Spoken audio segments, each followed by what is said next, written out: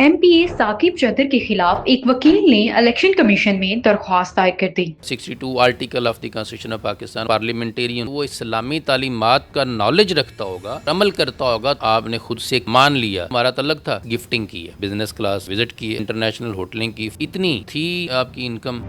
आसिफ साहब, मुझे ये बताइएगा कि आपने MPA साकिब चौधरी के खिलाफ इलेक्शन कमीशन में एक दरख्वास्त दायर की है। वो दरख्वास्त आपकी दायर करने का असल मकसद क्या था और उसका मतन जो है वो क्या है?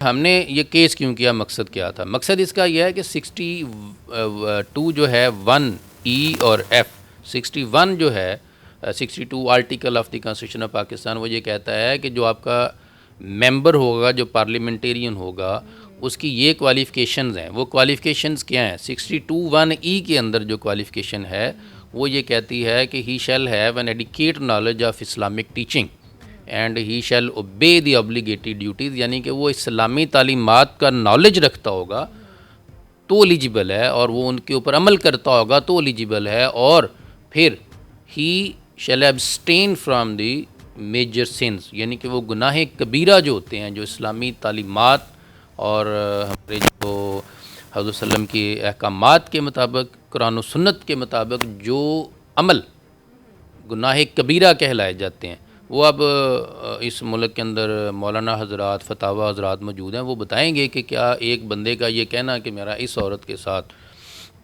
इतनी देर से तल्लक था या रहा, तो क्या वो इस ज़मन में आता है या नहीं आता। मेरी किसी से कोई ज़ाती है पर्सनल दुश्मनी तो नहीं है, I am just acting like a whistle blower.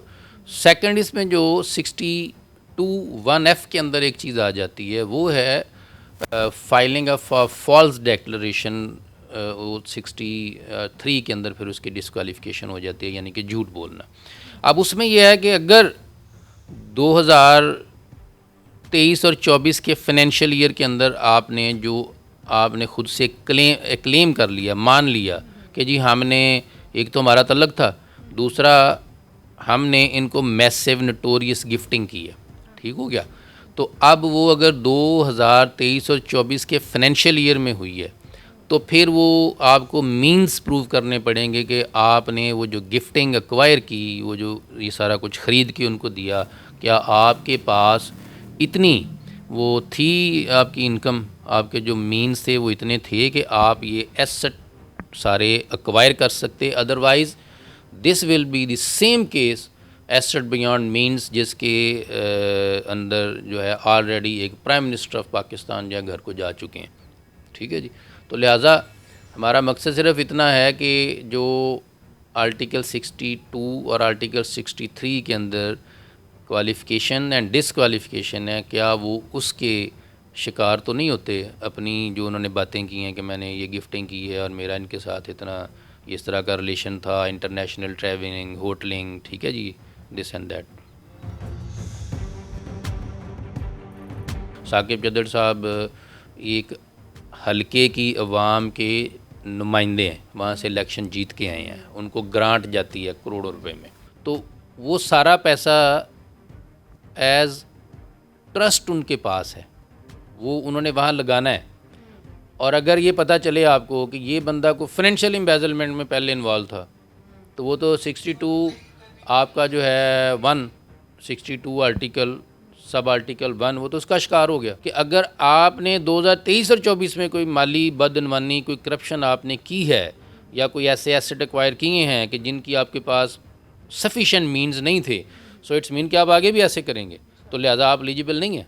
और मेरा उनसे कोई लेना देना नहीं है, लेकिन मैं सिर्फ ये चाहता हूँ कि there shall be a rule of law and supremacy of law in Pakistan, no one is above than the law, और law is supreme, constitution is supreme. 2023 और 24 में जो उन्होंने अपनी वेल्थ स्टेटमेंट या स्टेटमेंट ऑफ एसेट्स दी है, क्या वो मुताबिकत रखती है उसके साथ, या वो मुताबिकत अब जो उनका लाइफ स्टाइल उसके साथ रखती है?